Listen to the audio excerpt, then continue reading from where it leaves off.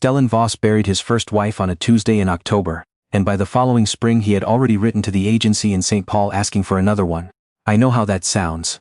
I've told this story enough times to know the part where people flinch. But hear me out, because what happened next is the part nobody expects, least of all Stellan. Stellan Voss was a Swedish-American homesteader who had come to the Dakota Territory in 1879 with $200. A team of oxen and a stubbornness that his mother had always called his worst quality and his best one depending on the day. By 1886 he had 200 acres of dryland wheat, a proper timber frame house he'd built himself over 3 winters, a root cellar that could hold 6 months of provisions, and a grief so heavy and so quiet that his nearest neighbor, a man named Fulton who lived 4 miles east, had stopped trying to visit because Stellan never answered the door anymore. He was 41 years old. He did not smile often. He spoke in short sentences when he spoke at all, which wasn't frequently. He believed that a man who got his work done before sundown had no obligation to explain himself to anyone, and he had lived by that belief for so long that he'd forgotten it was a choice and not simply a fact of nature. His first wife Ingeborg had died of a fever in September. They had been married 11 years. She was kind and capable and had understood Stellan in the particular way that only certain people can understand a quiet man. Not by drawing him out but by not requiring him to be any different than he was. When she died Stellan did not speak of it. He dug the grave himself on the rise behind the house, where she had liked to watch the light go out of the sky in the evenings. He marked it with a flat stone he'd carried up from the creek bed. He went back inside and did the dishes. He wrote to the agency because the wheat still needed harvesting, and the house still needed keeping, and because, if he was honest with himself in the way he rarely was, the silence had stopped feeling like peace, and started feeling like something else entirely. He described what he needed the way a man like Stellan describes most things, plainly without excess. A woman capable of hard work, familiar with a homestead, willing to live far from a town. He said nothing about companionship. He said nothing about loneliness. He mentioned that the winters in Dakota were not for the faint-hearted, and that a woman who required frequent society should look elsewhere. The agency matched him with a woman named Constance Aldridge. Her file said she was 36 years of age, in good health, experienced in domestic and agricultural work and willing to relocate. It said she had been widowed once herself. It said she was of German and English descent and had been living in Minneapolis for the past 2 years working in a boarding house kitchen. None of this was false. Most of it was incomplete. Constance Aldridge stepped off the Great Northern train at Millbank, Dakota Territory, on April 9, 1887, wearing a brown wool traveling dress that had been mended at the left cuff, so carefully you had to look twice to find it, carrying one large trunk and a canvas bag over her shoulder that clinked when she moved because it contained, as Stellan would discover later, a small mortar and pestle, a jar of dried herbs, a cast-iron spice grinder, and strong opinions about what food was supposed to taste like. Stellan had come into town in the wagon.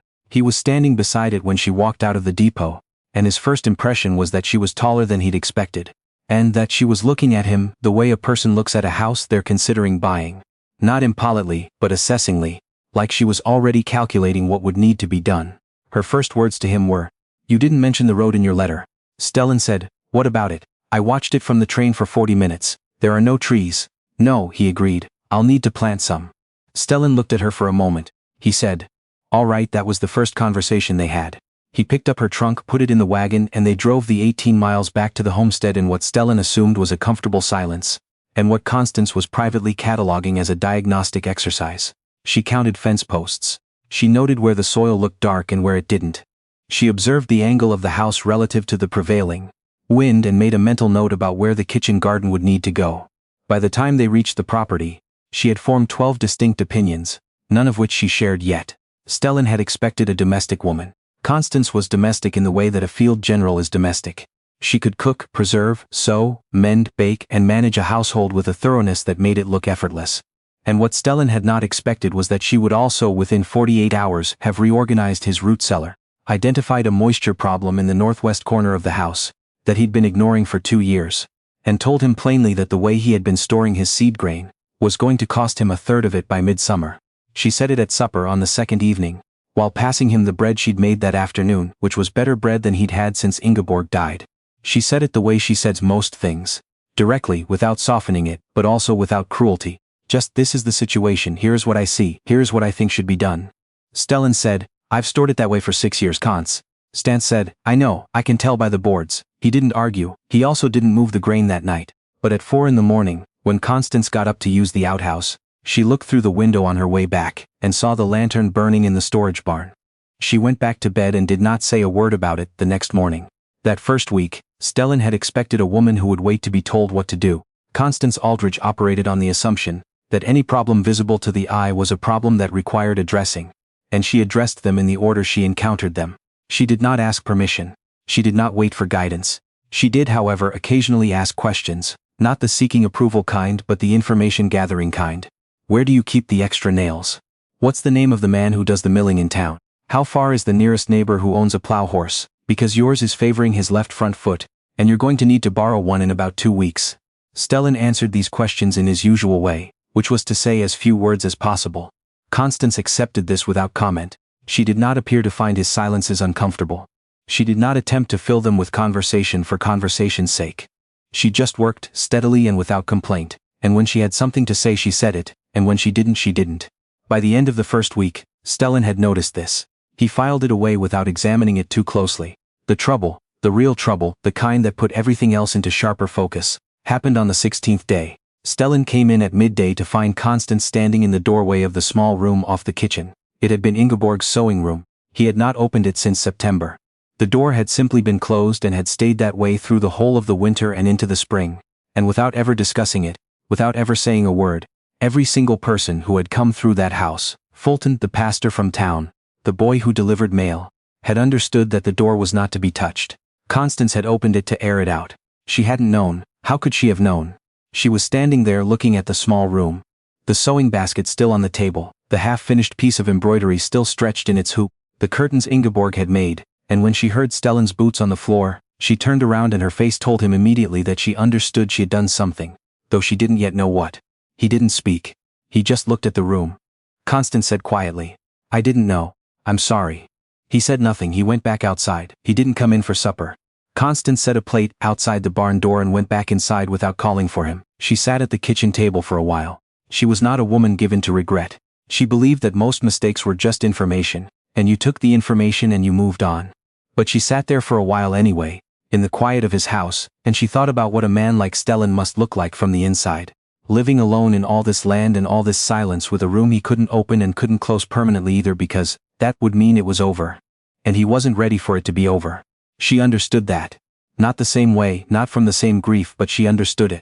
The next morning, Stellan came back to the house at his usual hour. He sat down at the table. Constance put coffee in front of him and eggs and the rest of the bread from the day before. She did not look at him with sympathy. She did not offer any more apologies. She just put the food down and sat across from him with her own coffee and said, "The plow horse is definitely favoring that foot. You should send word to the Fulton place today." Stellan looked up at her. He said, "Fulton has a mule, not a plow horse." Constance said, "Then a mule." He almost smiled. She saw it, the almost, and didn't remark on it, which was the right thing to do, and she knew it. Something had shifted. Not dramatically. Not in any way that either of them could have pointed to and named. But that morning was different from the mornings before it, in the particular way that a room is different after a window is opened. Not changed exactly, just aired out, a little more breathable. By May they had settled into a kind of rhythm that Stellan could not have described but would have noticed immediately if it had been disrupted. He rose at 5. She rose at 5:30. Coffee was on the stove when he came in from the first chores. They ate without much conversation, but it was the comfortable kind of without conversation. The kind where silence is a shared thing rather than an empty thing. In the evenings she read. She had brought 7 books in her trunk and a subscription to an agricultural paper she'd been maintaining for 3 years because she believed, she told him once, that the farmers who would survive the next decade were the ones who understood what was happening to the soil. Stellan had listened to this with more attention than he showed.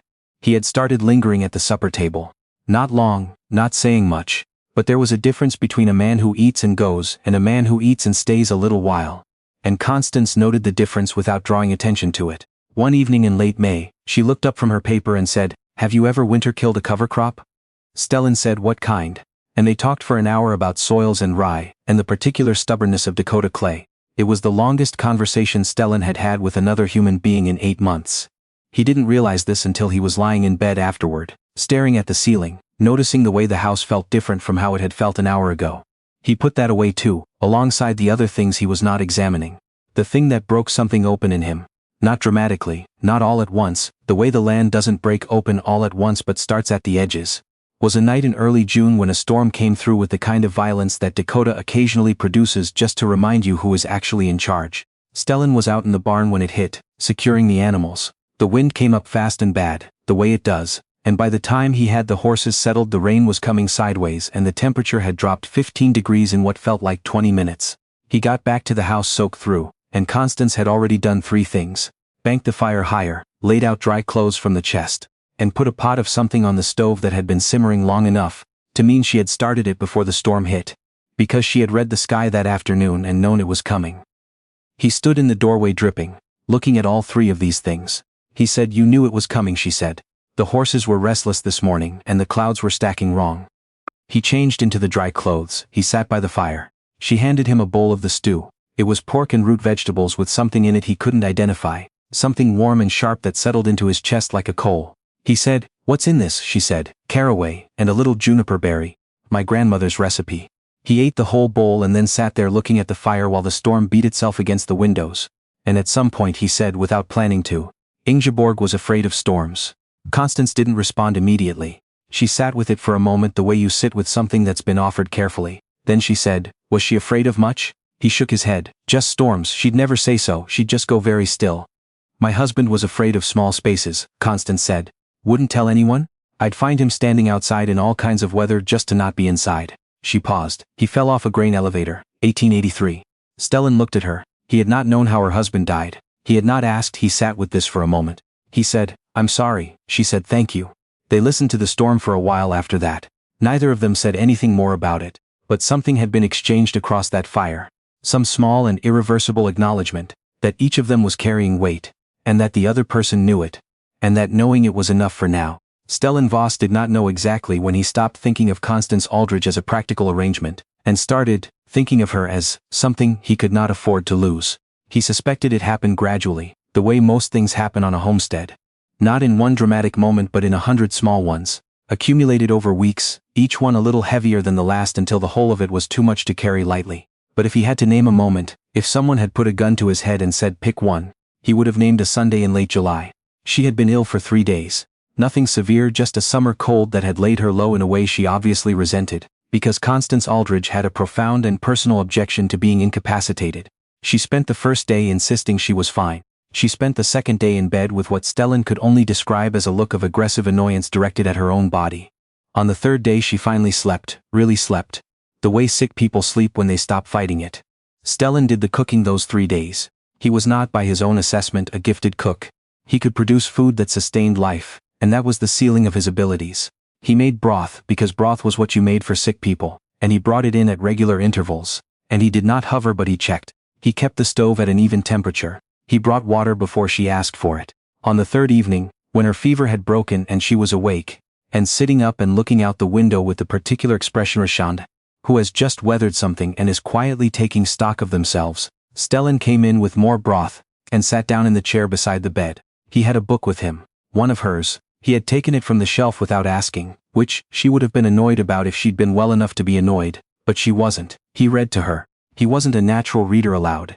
His English had a slight Swedish cadence that came through more when he was concentrating on something else, and the book was a natural history of the Great Plains, that he'd picked because it seemed like something she'd want, and not because he thought he could read it elegantly. He stumbled once or twice on the longer words. He kept going. He read for 45 minutes. When he looked up she was asleep. He sat there for a while with the book in his lap. Outside the window, the light was doing what Dakota light does in late July, going golden and long across the fields, in a way that makes the whole world look briefly like the best version of itself. He looked at Constance's face in that light. She looked younger asleep. She looked less armored. She looked like a person who had carried a great deal for a long time, and had simply for these 45 minutes been able to put it down. He thought, I don't know what I would do. He didn't finish the thought. He didn't need to.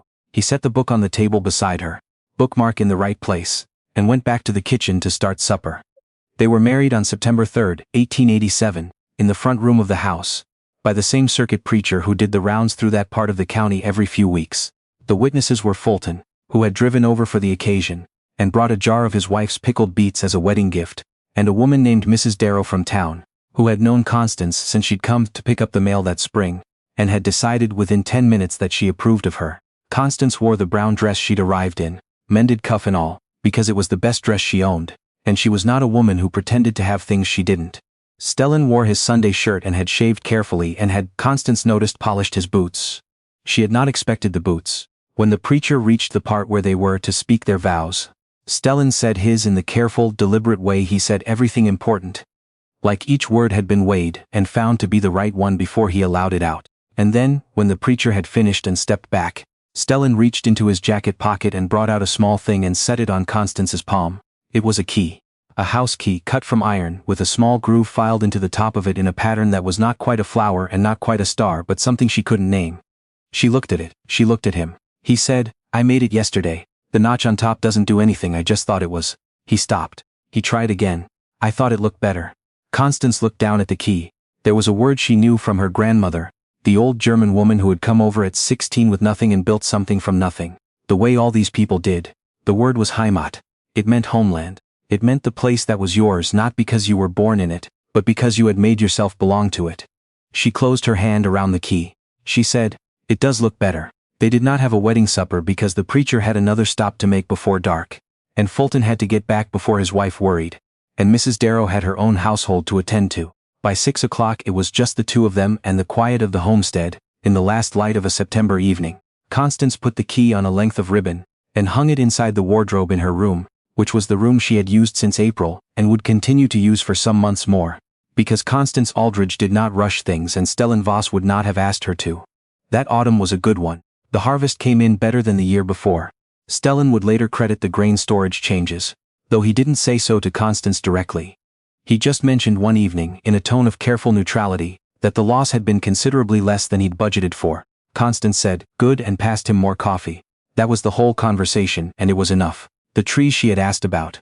On that very first day, within minutes of arriving, she began that October. 3 cottonwoods started from root cuttings she'd gotten from a woman in town. They were barely knee-high by the time the frost came. She mulched them herself, working alone in the cold afternoon, while Stellan watched from the barn doorway for a moment before going back to his work. He didn't say anything. The next morning there were 3 additional stakes beside her plantings, each tied with a bit of red wool from the scrap basket, so they'd be visible even in the snow. She stood looking at those stakes for a long time. In December, on the shortest day of the year, a cold so deep it had a sound to it settled over the county. Stellan checked the livestock twice in the night. Constance heard him come and go both times and lay awake each time he was outside, listening for the door. The second time he came back in, she called from her room, "Is everything all right?" He came to the doorway. She could see him in the dark, the shape of him still in his coat. He said, "Heifer's going to calve early, I'll need to stay out there." She sat up. She said, "I'll make coffee." He started to say it wasn't necessary, she was already out of bed. They were in the barn for 4 hours in the dark and the cold, and the calf came sideways and Stellan had to work it himself while Constance held the lantern and talked to the heifer in a calm, steady, unremarkable voice. Not sweet-talking, not cooing, just talking, the way you talk to an animal that is frightened and tired and needs to know. There is a human presence that is not going anywhere. When the calf hit the ground and shook its head, and Stellan sat back on his heels and exhaled a breath he'd been holding for 20 minutes, Constance set the lantern down and rubbed her hands together and said, "Well," he said, "well, it wasn't funny exactly." But they both laughed. Standing in the cold of the barn at 3 in the morning, covered in the evidence of the last 4 hours, laughing at nothing in particular. That was the moment, not the key, not the books, not the stew in the storm. That was the moment Constance knew, with a clarity she hadn't been expecting, that she was exactly where she was supposed to be. She had come to Dakota expecting to work. She had come prepared to be useful, prepared to be practical, prepared to be businesslike about the whole thing because she was 36 years old. And she had been through enough to know that sentimentality was a luxury, and expectations were a liability. She had not expected to be known. She had not expected this quiet, stubborn carved-down man to notice when she was tired before she said so, to read to her when she was sick without being asked, to file a notch in a key because he thought it looked better. She had not expected to feel, standing in a freezing barn at 3 in the morning with a newborn calf and a man who was almost smiling, that this was what home felt like. Stellan Voss and Constance Aldridge ranched together in Dakota Territory for 38 years. They had 3 children. The cottonwoods Constance planted in that first October grew tall enough to see from the road within 15 years, and by the time they were full grown they were the landmark. Everyone used to give directions in that part of the county. Turn north at the Voss cottonwoods. You can't miss them. The kitchen garden she had planned in her head on the first wagon ride from town became one of the most productive in the county. She wrote a column on soil preparation for the agricultural paper for 11 years. People she'd never met wrote back. Stellan never did become a man of many words, but Constance had long since understood that the words weren't the measure of it. The measure was the notch in the key, and the stakes marked with red wool. and the dry clothes laid out before the storm arrived, and 45 minutes of reading aloud from a book about the Great Plains in a voice that stumbled a little on the long words, and kept going anyway. He died in 1925 at the age of 79. Constance lived until 1931, when she was 80 years old. She is buried beside him on the rise behind the house, the same rise where Ingeborg is buried, because Constance was the one who decided that, and Constance generally decided things correctly. She came to Dakota expecting a transaction. She found a person worth staying for. He sent for a capable woman. She arrived with her own ideas about what capable looked like, and what they built together. The land, the children, the cottonwoods, the 38 years of mornings and storms and silences and coffee, was better than either of them had planned for. Because neither of them had planned for it to be anything more than adequate. The best things rarely start out as anything more than adequate. They just keep growing, quietly in the direction of the light. I've been turning this story over for a long time, and the question I keep coming back to is this. What do you think the real moment was? The one where Stellan stopped thinking of Constance as an arrangement and started thinking of her as home? Was it the storm, the key, the barn at 3 in the morning? Tell me in the comments. I'd like to know what you think.